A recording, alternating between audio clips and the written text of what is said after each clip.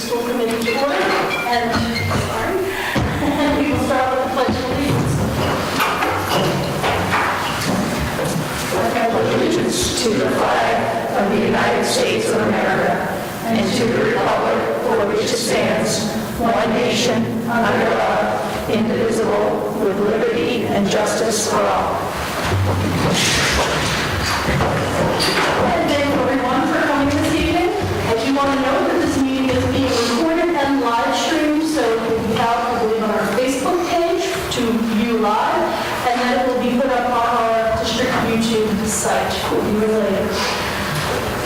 We have a packed agenda tonight. We do have a hard stop at 6:30, so we're going to try to move things along. We have the Phillipston town meeting tonight, so we'll try to end by 6:30 so that we can get over to the town meeting in time for the 7 o'clock start.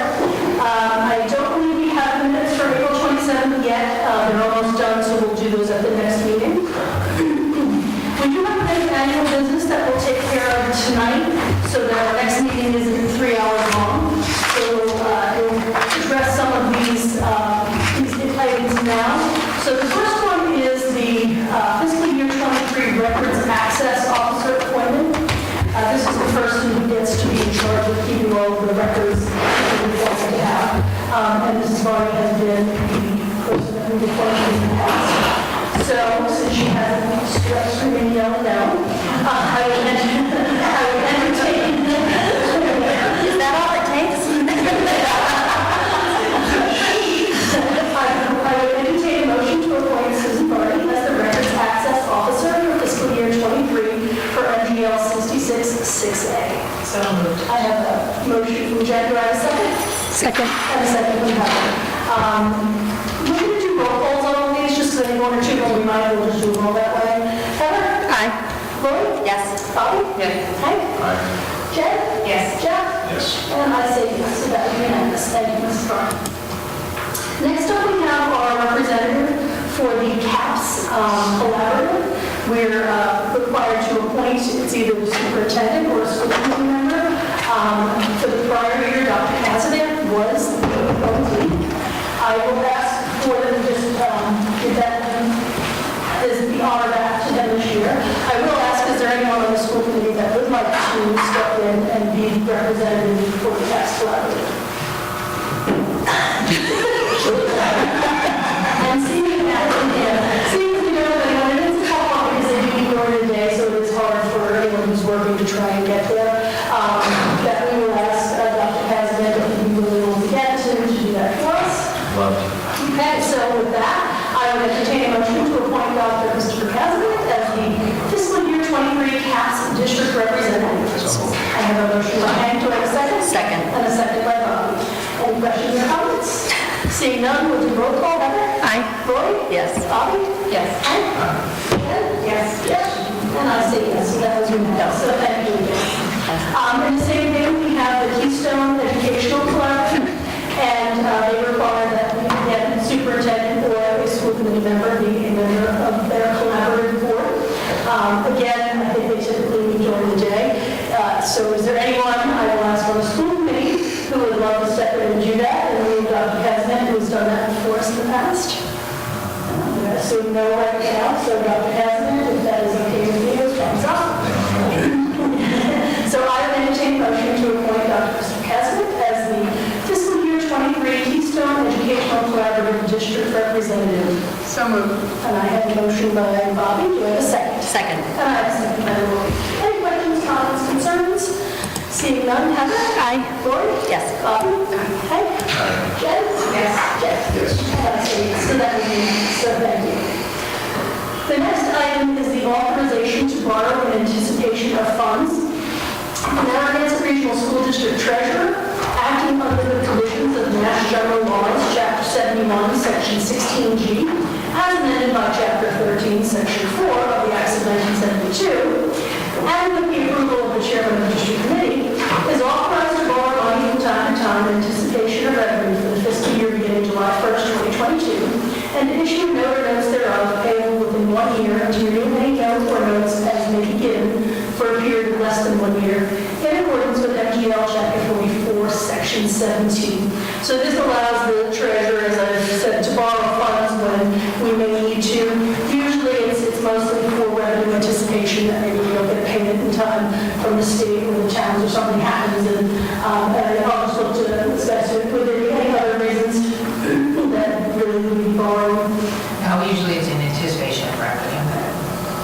So with that in mind, I would put that here.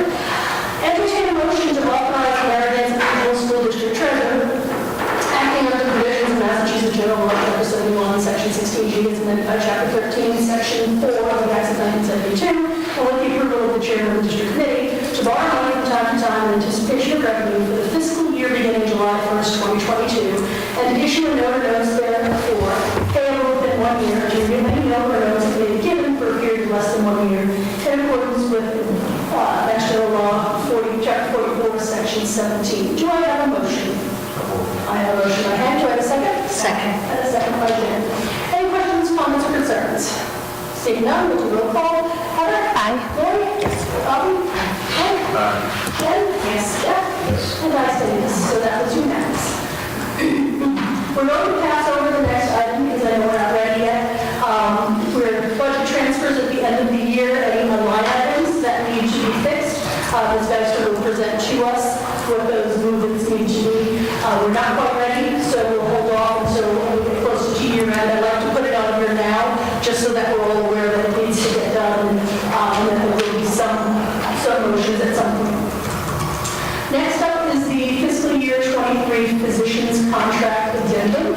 This is something we do annually. We have an agreement with Cornerstone Family Medicine to provide certain services to us, and we just have an amendment every year that we need to approve so that we can then send it to Cornerstone for their capital approval on that. And I would entertain a motion to sign the physicians contract addendum with Cornerstone Family Medicine for fiscal year 23 as presented. So moved. I have a motion by Hank. Do I have a second? Second. And a second by Jan. Any questions or comments on that addendum? Seeing none, would you roll call that? Aye. Lori? Yes. Bobby? Hank? Jen? Yes. Jeff? Yes. And I say yes, so that is unanimous. Okay, one more. Review appointment of legal counsel. I'm going to ask Dr. Kazner to just give us an overview of his opinion of our legal counsel and their performance and their recommendation on whether or not we should continue engaging Mayor McConnell or we should go upstairs. Thank you, Madam Chair. Mayor McConnell has been with us for the last 6 years. With all the trials and tribulations that this district has been faced with. Mayor McConnell has been outstanding, and they know us really well, and so I would certainly recommend that we retain them for another year. Thank you. So on the recommendation, I would entertain a motion to continue using Mayor McConnell law firm for fiscal year 23. So moved. I have a motion by Lori. Do I have a second? Second. And a second by Bob. Any questions or comments on that? Seeing none. Heather? Aye. Lori? Yes. Bobby? Aye. Hank? Jen? Yes. Jen? And that's a yes, so that's unanimous. And in the same vein, we also look at our auditing firm, and I would ask Dr. Kazner for just a quick review and recommendation of our current auditing firm, which the name Roselli. Mark, you can just tell us your thoughts on them and make a recommendation. Thank you, Madam Chair. Again, we've been here, I think, since I've been here, and I've worked with him in other districts. He's very responsive. Again, they've done fantastic work as far as we're concerned. So I would recommend them to be retained for the upcoming school year. Okay, so based upon our recommendation of the superintendent, I would entertain a motion to continue using Roselli Clark Associates CPA as the district's auditing firm for fiscal year 23. So I have a motion by Hank. Do I have a second? Second. And a second by Jan. Any questions or comments? Seeing none. Heather? Aye. Lori? Yes. Bobby? Aye. Hank? Aye. Jen? Yes. Jen? Yes. And I say yes, so thank you. And then the last item that we'll do is just to appoint someone to monitor and approve the accounts, the payroll and accounts payable warrants. Right now, Jen, you're the one doing it, and I would ask if you be amenable to continuing on until the point that we want to hand that over, which is okay, once we get to the members. Maybe one of them, it's a great way to learn about the expenses of your district. So, since Jen has gratefully said yes, I would entertain a motion to appoint Jennifer Smith to be the designated member of the school committee to sign payroll and accounts accounts payable warrant for fiscal year '23 as per MGL 7116A. So moved. I have a motion by Lori, do I have a second? Second? And a second by Heather. Any questions? Seeing none, Heather? Aye. Lori? Yes. Bobby? Aye. Ken? Jen? Yes. Jeff? And that's it. So that was unanimous. So thank you, and thank you, Jen, for agreeing to do that, and Dr. Kazan for, continuing with your appointments as well as the involvement. So thank you, everyone who steps up to one of these very important roles. We don't have any appearances this evening. We don't understand if you reported out last time, and Ms. Parker has said she really doesn't have anything to say other than hello, and I would just like to say happy Teachers Appreciation Week back. Thank you. Thank you. So we're going to jump right into probably the meat of our discussion tonight, which is our district strategic plan. So we're looking to, and actually before I do that, let me ask a question. We do have a couple of people here to make a presentation, and I don't want to have them sitting here all evening. I would love if we did, but I would ask the committee if we could move, there's a bit of donation, if we could move that forward, and we can take that first, so we can get that through, so that we do have other things to do this evening that we will keep you here. So everyone's okay with that? So with that, I'm going to actually turn it over to Dr. Kazan, who just introduce the donation and tell us what it's all about, and we can ask So yes, thank you, Madam Chair, sorry. I am, every year the annual turkey trot is obviously one of our favorite activities. I'm on, but I prefer it as well. And for the last couple of years, it hasn't been as much. What is the name of the actual organization? Because Our legal name is GHS Cross Country Track Booster Club. So the GHS Orchestra, the name Track Booster Club, very generous, very kindly has donated a portion of the proceeds of folks who run to the track program. And so with that, I don't think there's anything else to add. I just want to make sure that I'm not missing anything. So for that, I'd like to speak. So tonight we have Justin Grace here with us as the representative. So Justin, do you want to tell us a little bit about the event? Because I think it'd be good to plug that as well, because it is a great community event, and it's been a wonderful event for the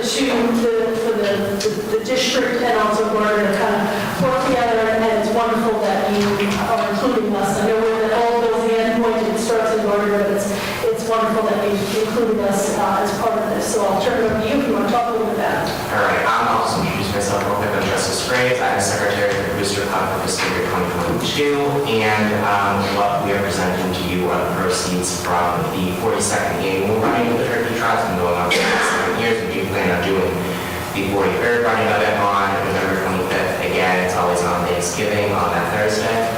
This race has been going on for a very long time. Started between the cross-country teams of Gardner and Narragansett. We do have some people in here who might know the origins and the understanding a little bit more than I have, because I'm only 23 and this race has been going on longer than I have, and probably even some of the parents in the district by now. But no, we run it, we always work together with the Narragansett cross-country team, and we always work with our booster club to set up and have, people down in Welcome Boat, people down over at Gardner City Hall. The city is always very appreciative of the event, especially given the past several years. We have never skipped a year. We actually did successfully have the 41st running back in 2020. Yeah, in 2020, and we had the 42nd, obviously, in 2022. And we were grateful for having that opportunity. When I stepped in and we were going to give proceeds this year, considering some of what I know about how donations are passed through, and considering this is a large sum, just to make clear that the donation that we are giving to the Narragansett Cross Country team is in the amount of $2,900, which is what we determined after assessing what our net profits were. Well, not net profits because we're a nonprofit, but the end donations after dealing with all expenditures. That was what the club could afford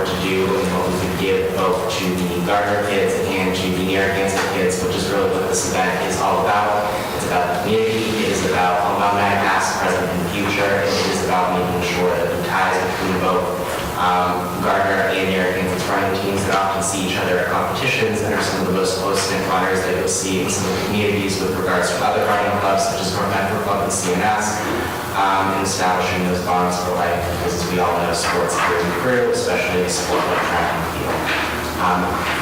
Today, we do have somebody who knows about a little bit more about it, considering how old he is. I don't know if Mr. Jim Brielle had anything to say about it. That's all right.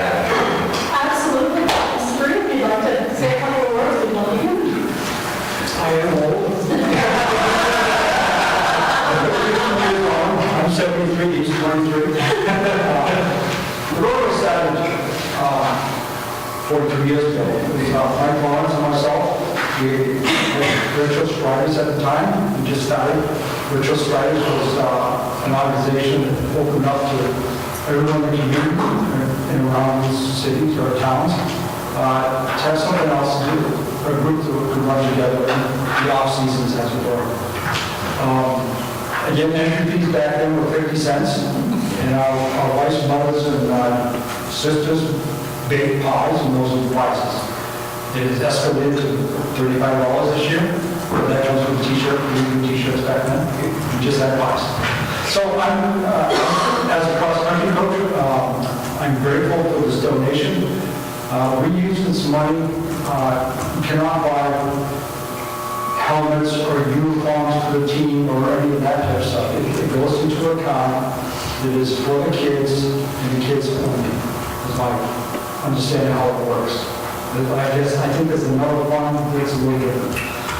But with this one, we're able to buy, say, sweatpants on race day. In November, it gets pretty cold on the golf course and other places we've been. So if we're able to get those 1960 type sweatpants without the zippers, you can slip them over your shoes or your spikes while I have to take them off. So I see so many teams that 15 minutes before the race are taking their sweats off and they're freezing and they can't get running again. So we're looking to do things like that. We bought last year we used some money to buy sweatshirts for the kids, and the coaches also come as coaches. We can't use that money, we bought our own sweatshirts. That's where it goes, is to help support the team and the needs and other things we can do to make the program come back to where it was years and years ago. And last year we started with 4 kids, and at some point we got up to 30.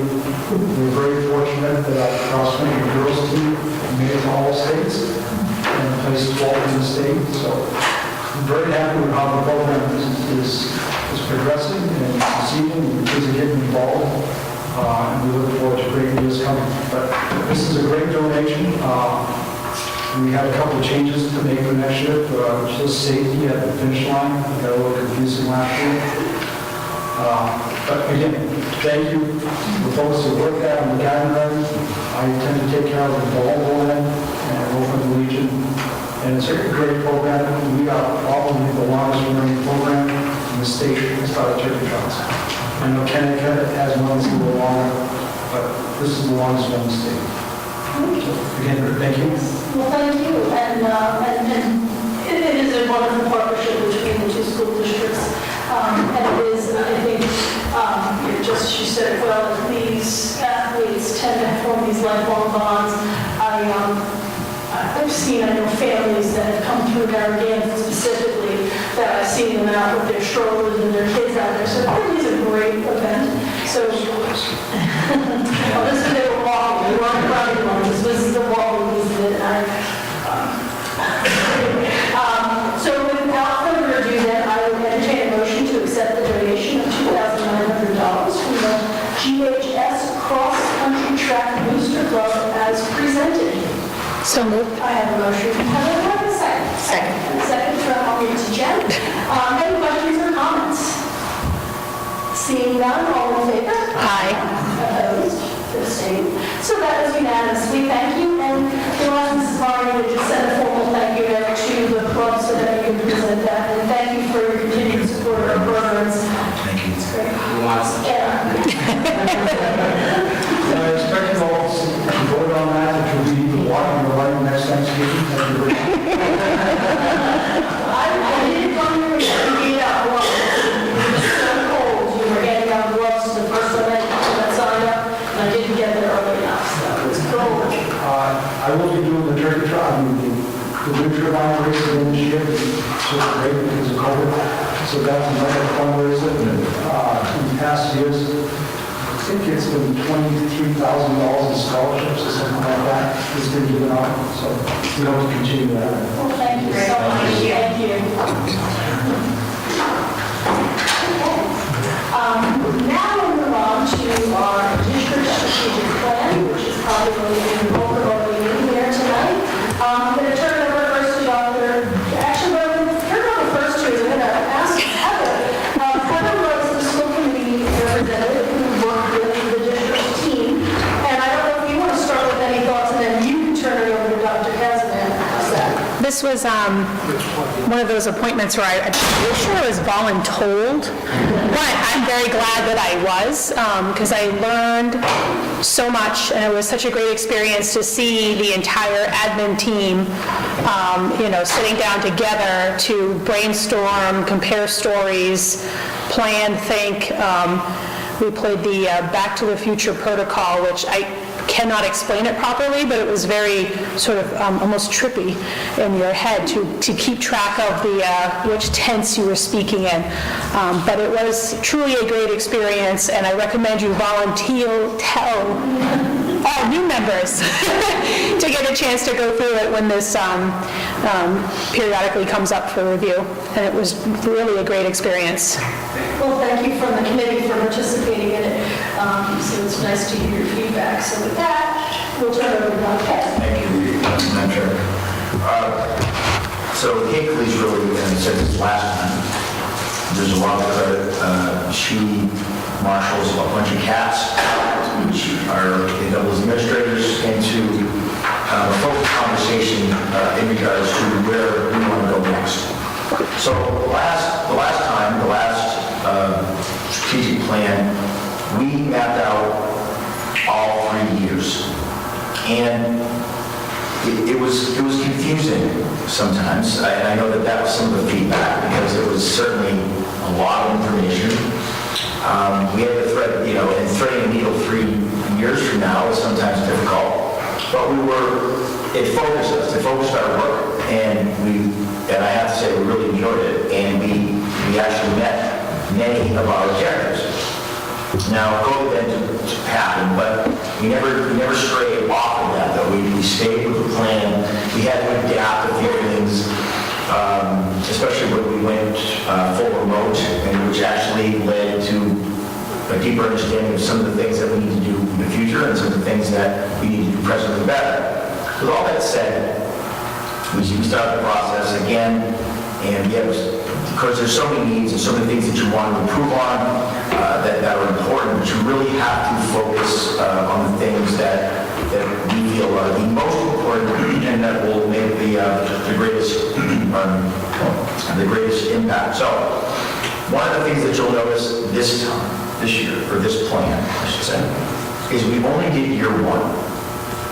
We only went with the roadmap for year one.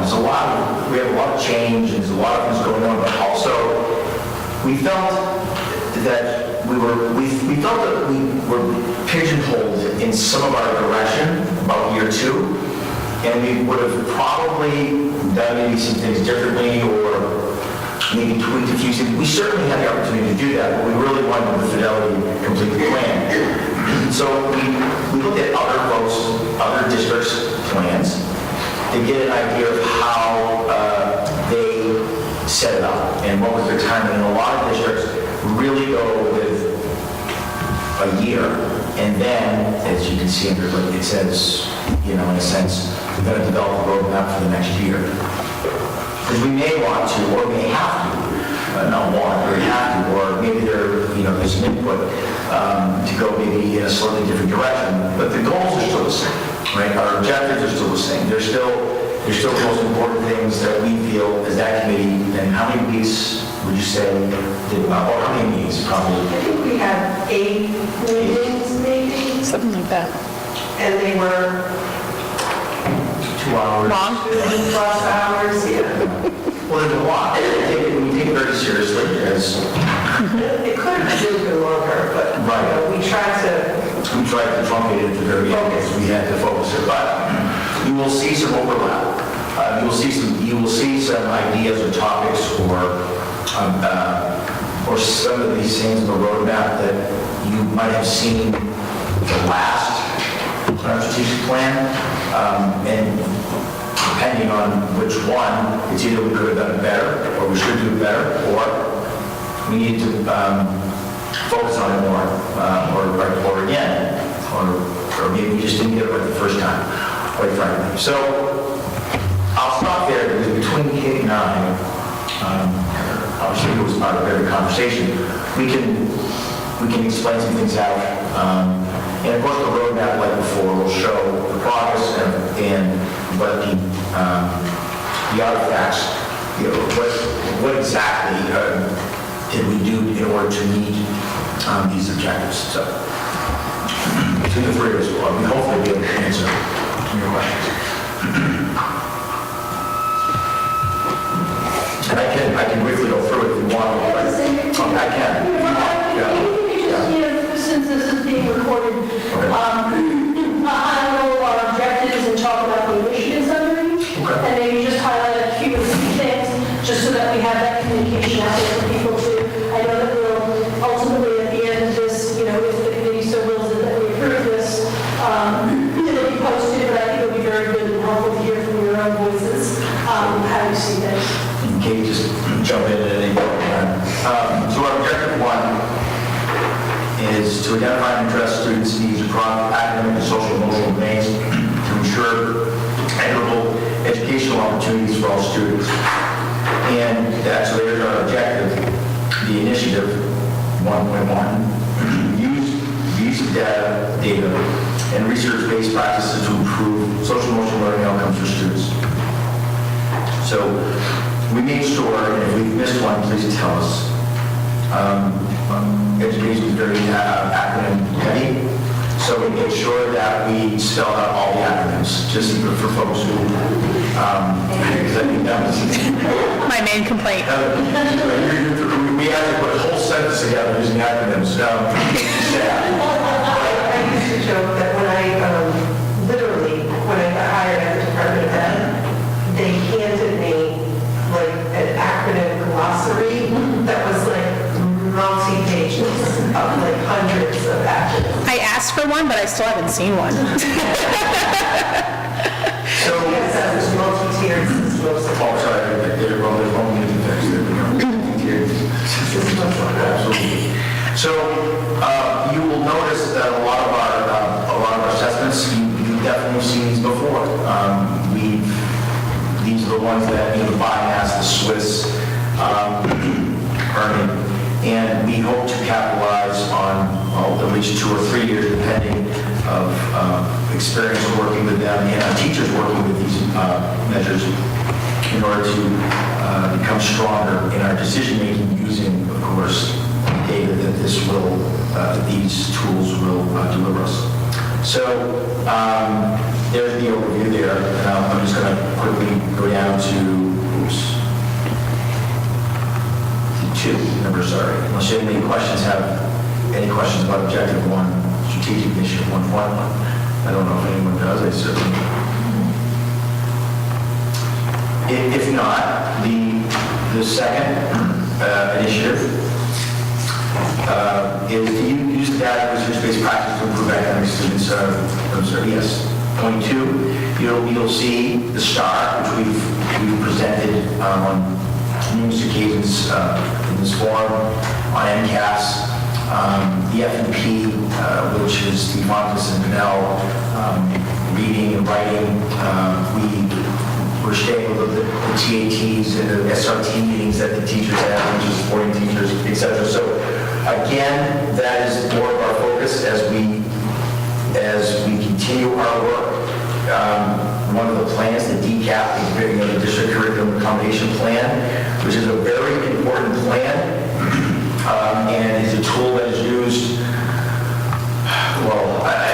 just talking with Mr. Young, they do a lot of work around the DCAP, and with their teachers and their teacher teams, etc. So, and of course, the middle school as well. The second. Can I add? Sorry. So I just wanted to say, in particular, this will be familiar to you because we had MTSS in our last plan. As is common when you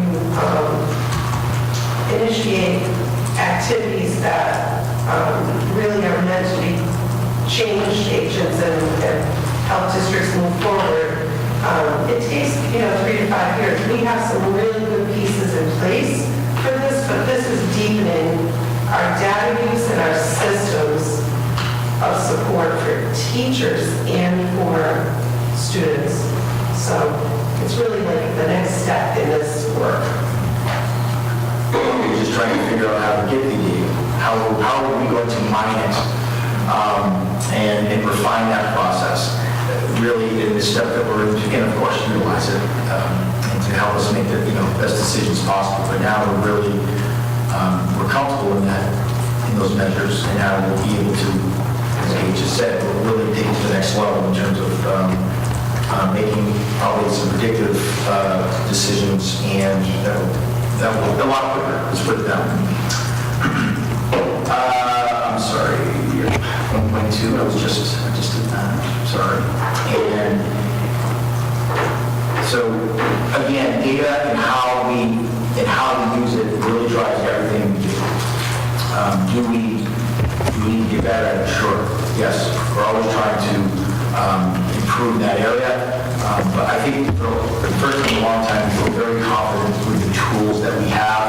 And we use them so much now that it's really becoming, again, second nature. It isn't about learning how to use the tool. The tool, we know how to use it, and now we're able to, again, use it a lot more effectively. So when we look at strategic objective number 2, the culture, strengthen relationships through communication that is timely, responsive, collaborative, and inclusive.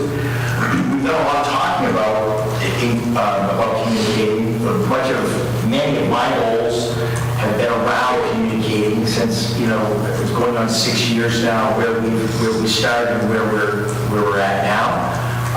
We've come a long way in a lot of different areas, but we still receive feedback that either we're not communicating what people want or need to know, and potentially in the form or platform that is most used by them, with my air quotes.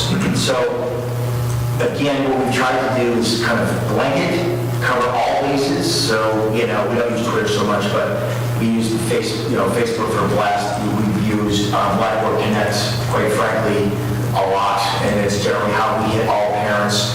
We don't use phone calls as much because people just get annoyed with phone calls. So, well, unless it's something, snow days or something that is very important. So I remember someone saying once on Facebook, they put a call out, so it must be important. That's exactly what we want to hear, right? Because we don't call unless it's something like, don't send your kids to school because it's dangerous, because it's snowing out, or whatever the case is. So but we also, if you look at some of our objectives here and some of the things that we're going to try to accomplish, we're going to try, to not only identify areas of interest or needs or wants, and we've decided to do that already because we've had a speaker series, as the school committee knows, and we've gained as much information not only off of IDAS, but off of surveys and parent surveys, etc.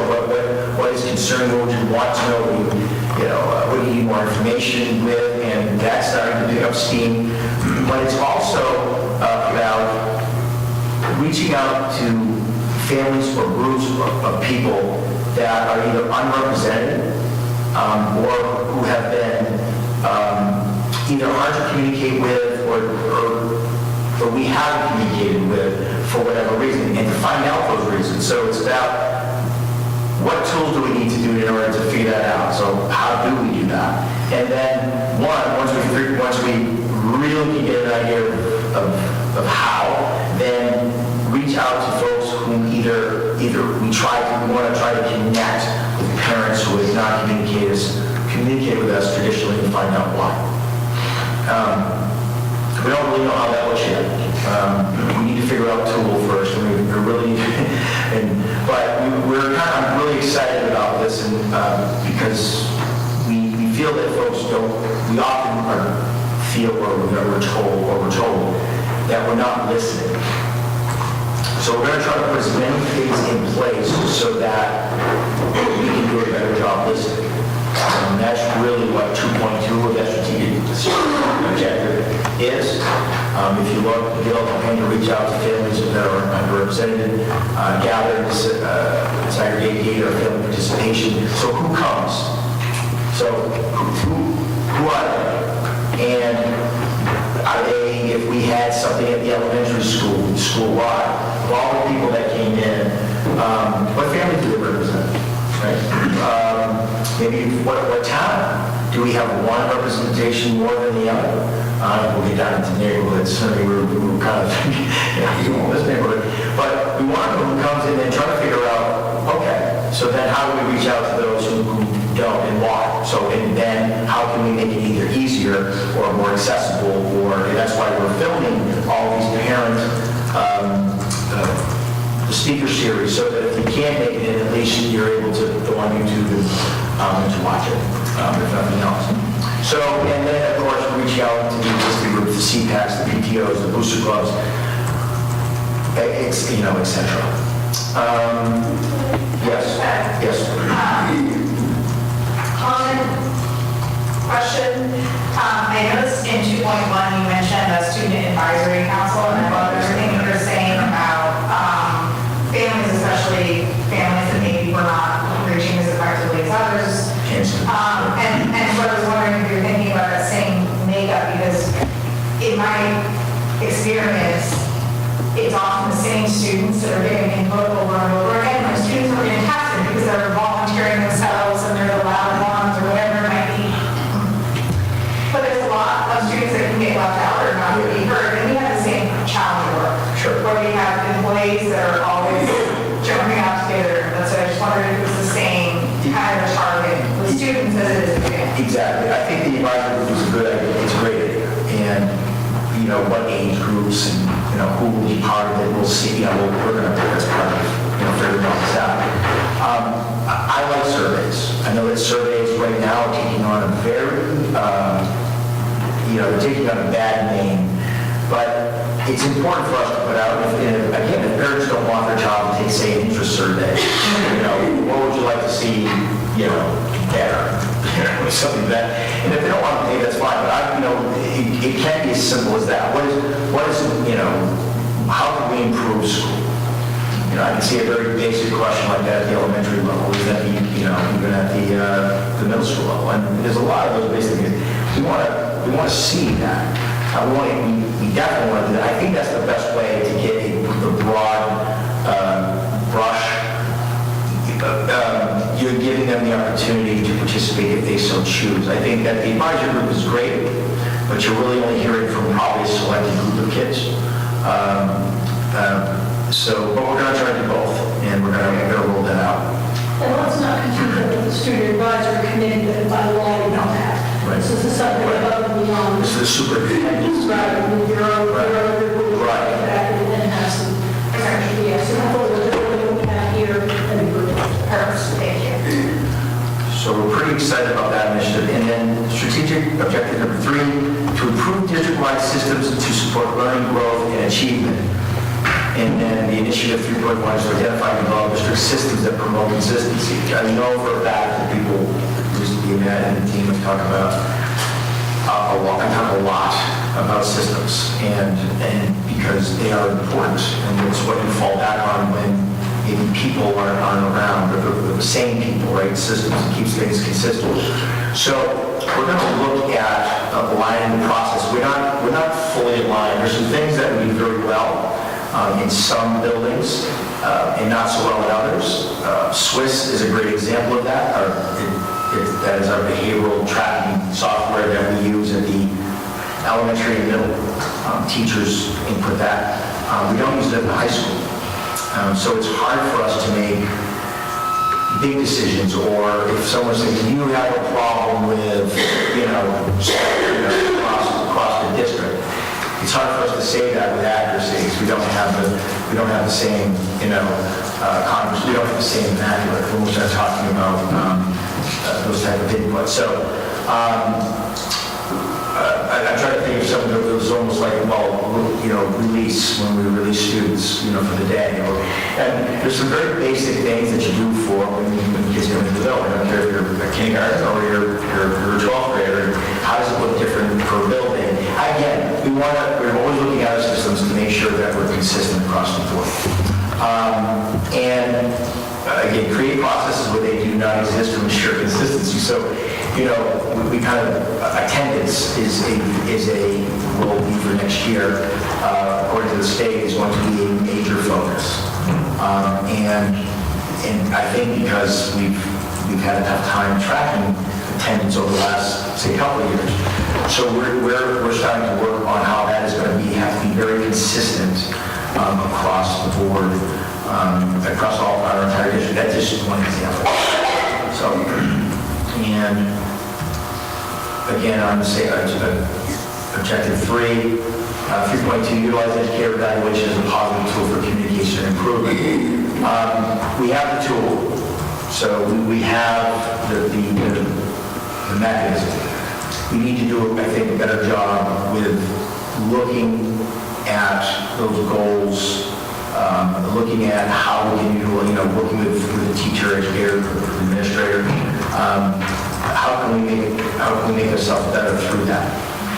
And I think that really expanding our two-way communication between the educators and the evaluators and using that tool consistently will help us in terms of evidence, or just, again, what do you feel you need to work on? I mean, educators should be making their own goals, right? Teachers should be looking at what they can do better and what goal would they like to see kind of to improve on, a team goal, an individual goal. But there'll have to be, goals or these things to work on from from an administrative point of view. But where would you like to, improve? I think is a big piece of that. And it doesn't have to be the only thing, and it certainly wouldn't be. But I think it's positive in looking at what evidence proves that, or proves. So that again, I'm mindful of the time, in a quick nutshell, is what we're going to work on over the next school year. And then we're going to reevaluate, look at what we've got, and then create year 2. And I would see, Kate will not be here, she'll be, on the beach someplace, or, I don't know, dancing with the stars, or whatever she's up to. But we'll take a look at what we have and where we're going to go. And I would say at this time of the year, next year, we'll be saying, look, we'll be reporting out. And then looking where our next. Sure, I think we, in the past, every 3 to 4 months, we have an update. But you're right, this time next year, we'll be hearing about at least the goals that we're... Right, and because of this, if we are going to make a shift, this is why. And then, with, the blessing, obviously, then we'll embark on that. Does anyone have any questions or comments? Heather, did you want to add anything that you keep on, or? No, I think they did a great job. So the only thing that I will put out there is one, that we will do a review, as I said, every 3 or 4 months, and then in the annual time frame, we'll do an update. But I did just want to add, I actually like this methodology. My past life, using the quality management system, the demo role played a big role with this PDCA plan, and actually quality measure, the wheel went up a ramp and quality went up, and she planned to check the next. And that's allowed us now to really take that and ensure that what we're doing, we plan it, we're doing it, we're checking it, and we can act on what we find. So I really like this idea of focusing more on the short-term gains with that long-term, win in mind, revision, I like that word better. So I that is a nice approach to this. So with that being said,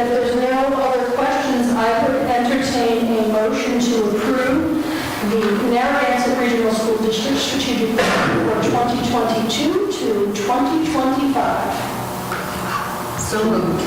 I'll give this to Jeff because I haven't heard him for a long time. Do I have a second? Second. And a second from Laurie. Any questions, comments, or concerns? All in favor? Aye. Opposed? Abstained? So thank you. That being unanimous. And thank you for the work. You can please just let the committee know that we truly appreciate all the time that was spent and the thought process that went into identifying what our strategic initiative should be for the upcoming 3 years, and then we're going to have those numbers that will be appreciated because this will lead us. Obviously, it drives superintendent's goals, all the admin's goals, and which we'll get into probably the next couple of months, our school committee goals. So this really is the roadmap for what we need to focus on. So thank you. It's appreciated all the hard work that went into this. So thank you, Heather, once again, for representing the committee so well. So thank you. Okay. School committee comments. May I? In the interest of time, I'll keep it very short and sweet, but more of a message to the parents. Check your children's backpacks. I sent home tickets today for our 2 events this weekend, and there's some important information on them, but I also want to make sure they know it's okay if you forget the tickets at home. I have a master list. We will definitely let you in, and we will definitely enjoy ourselves this weekend.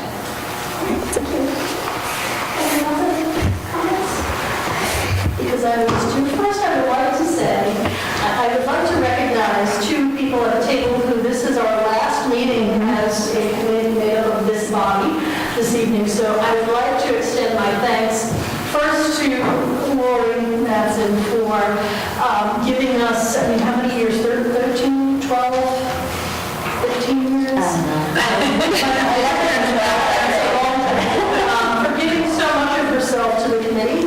And staying on and offering very good insight. Personally, the work that we've done together on the policy committee, I have to thank you. You know, you really helped keep us honest and straight so many times with some really great key questions about things. So I just want to extend a thank you for your time and your service. Thank you. And then to Bobby, who she's only been here a short time, but has certainly made an impact on me. I don't want to speak for the committee as a whole, with a lot of the insight and questions, and especially in the subcommittee work that we have done on the academic side and administrative side, and the questions and the commentary, and also, you know, and this goes for both Lori and Bobby, the recognition piece of the things that are going right to ensure that, you know, there's always problems, always issues. We know that we have things to work on, but hearing about all the things that are going great, and I also love Bobby that, you know, a lot of times I would hear you say, like, oh, I need more info on that, so I can take it back to my district. You know, so it really was great commentary to hear, knowing that you're coming from an educator's perspective on things, and what must be doing some things really right here. So, but I wanted to thank you for the time that you've given, and say that to both you missed. And I still have your numbers, so but we appreciate your service, so thank you. And just because we leave with committee, don't, make sure you're still following us and your voice is still. Of course. Well, and I think too that you're both parents of kids who have been through the district, so it's important that that perspective is maintained, which has been very helpful. You know, and I know sometimes, much to the chagrin perhaps of the superintendent, that when we parents have personal experiences of things really great, but it is a good perspective and it's definitely helpful. So, you know, it's just that don't get lost out there. Keep in touch. Anybody have anything else to add? I guess I'll speak just to thank you all for a great 11 years. I think, actually, no, it's 12. So it was very, very growing for me to learn everything that I did on this committee. And as far as where I started and where I ended up as far as what I've learned. I think it's something that all parents, or if you're up for it, you should actually come aboard the school committee, because you learn so much, and it just really gives you a different perspective from, being in a townsperson's perspective, and then being on the board, and you get kind of a whole political perspective. It's very eye-opening. So, yeah. But I can just do about it. I mean, I was in education forever, but when you're sitting at this side of the table, sometimes it can be a little bit different. And so being able to bring my expertise in a way, but also very humbling and stuff for me to learn. But I'm just very proud that I've been able to represent the communities of Templeton Village for the past year, and wish I could have stayed longer, had my own personal and professional life not gotten in the way. It's been an honor, and like you said, I'm very impressed with our district and everything that they are doing. I've been to several districts, and this is definitely a top-notch district, and we have some great leadership, and so I'm just really proud to be a member of this committee, and probably this is the last meeting. Well, thank you. Great, well, if there's no other comments, we'll move on. Just as a note, we have the superintendent interim review that's coming up in the June timeframe. I put a slash July, I'm going to get a little bit started putting objectives together. But Dr. Kazan, I did have the opportunity to have a conversation before the meeting to check in on the timeframe, and he feels that June will be, so that'll be our one meeting in June. We don't have the first meeting in June because that's graduation week, and there's just quite a few things going on that hopefully, I know I as the parent can see typically after all the school committee members are, not some, all the school committee members are invited to attend something that, so we don't want to talk about that with another meeting. So our meeting is on the 15th of June, and at that point, it's the formative assessment evaluation, and I'm just going to kind of read a couple of sentences from straight out of the book of what it says. The fourth step of the educator evaluation cycle is really formative assessment or evaluation, which serves as a mid-cycle opportunity to take stock of progress, provide the superintendent with feedback, and make adjustments as needed. Formative assessment occurs at the midpoint of the evaluation cycle, so for us, we're using the 2-year cycle, since this is the one you're in. During which evaluators assess progress towards goals and performance on standards. And in this step, there's 2 pieces. The superintendent prepares a progress report, and then the second piece is that the school committee and the superintendent will review that report at a public meeting. So that will be on the agenda for June, and Dr. Kazan will be working on putting all the documentation together, and I know that you've always done a really great job in the past about links to evidence and things that you want us to see. So I just want to give everyone a heads up that's coming, so that in the month of June, to be prepared to come into that meeting. I want to encourage everyone, and I will have some new members, so we'll talk about this again in our next meeting, to really engage in a two-way discussion. I think, as I was looking at the strategic plan and the whole educator evaluation piece of it, and reading through the things that we wanted to accomplish, we as the school committee are that evaluation piece for the superintendent. So we really need to be able to provide feedback and a two-way discussion on what's working, what may not be working for whatever reason. Also, that would give Dr. Has an opportunity to talk about things like, I could have done that, but maybe I needed more money for something, or a resource. So this is the time. So please, I ask you to really take the time to read through the documentation once we provide it, so that we can have that discussion and make sure that we're all on the same page with the progress and we're moving together. Do you want to add anything, Chris? Honestly, no. I think that was Next up is the 2022-2023 Handbook. It was pushed out to everybody. I normally we do this a little later in the year, but the admin team spent a lot of time trying to clean up the handbook over the past, probably about 3 years now.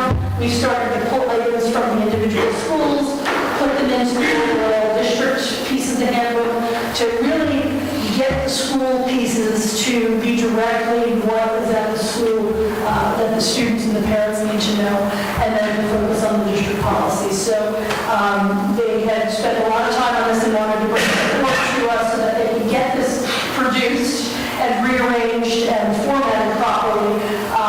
The only thing that I would add before we move forward is, I think we had a conversation on the day Kate, because she never did that.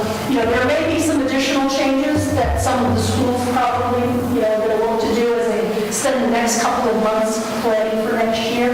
And we'll address those in that August timeframe like we normally do. But this really gets us in a good position to do that. So we'll start with the motion and then we can discuss whatever questions or comments everyone has. So I would entertain a motion to approve the 2022-2023 student handbook as it has been presented. So I have a motion. Do I have a second? Second. And I have a second. So it's Hank and Bobby.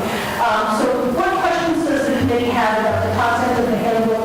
I know that we were able to give some feedback. So. Okay, so I actually only got probably about halfway through the entire thing, and I know you've seen all the changes or comments I've made, and I would really like to get through the whole thing, so I don't know if we can approve it or if we should not, or hold off, or whatever.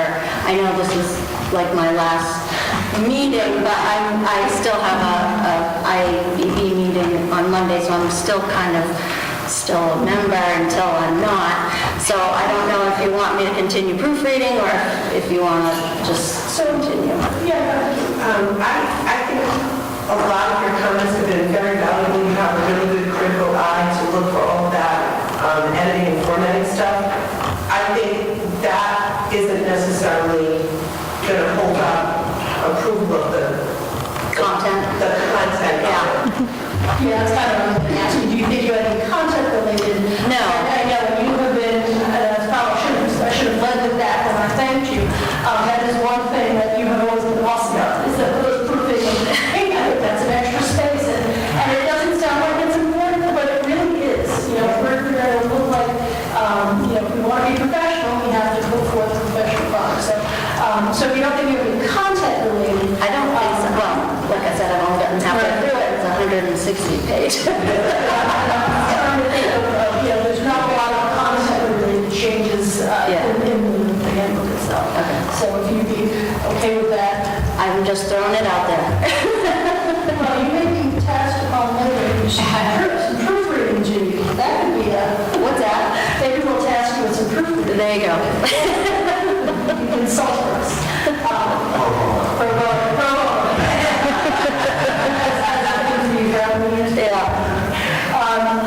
anyone else have any questions or comments?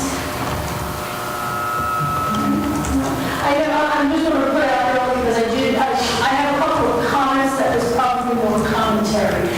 So I am okay with a couple of things in mind that were not addressed because they're not specific to the content. They're more like, hey, maybe we want to think differently about this. So I know that the responses have already come in and say, oh, yeah, we will, we'll take a look at that. So I just wanted to, for the record, say that I'm okay with that. So That's great. anyone else have any? Okay, if there's no objection, then we have a motion and a second on the floor. All in favor, say aye. Aye. Opposed? Abstained? So that will be unanimous. So once again, thank you to Kate and the admin team and everyone who's been involved with all of these updates. I look forward to a clean version coming out to see the handbook in action at the district level, especially with a lot of those changes. So thank you. Thank you. Okay, what else do we have tonight? All right, so we're going to go to the donations. So I'm going to turn it over to Dr. Cabinet. If you've got anything else to report about this? Actually, Madam Chair, I do not, since the last meeting, so just about a week ago, so nothing to really report. We did not have anything that came up within the 48 hours, and there's been correspondence to review. We do have the next meeting scheduled for Wednesday, May 18th at 5:30 right here in Kiva. And again, Bob and Lori, you can just ignore that.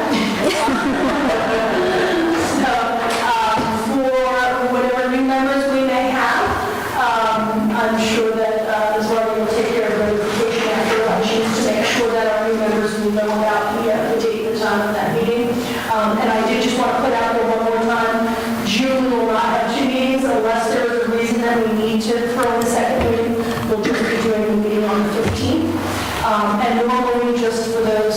here. In July, we usually just do one meeting as well. So we don't have any reason today to go into executive session, I don't believe. So we'll skip over that. And with that, I would entertain a motion to adjourn. So moved. And do I have a second? Second. Second, Ms. Jen, all in favor?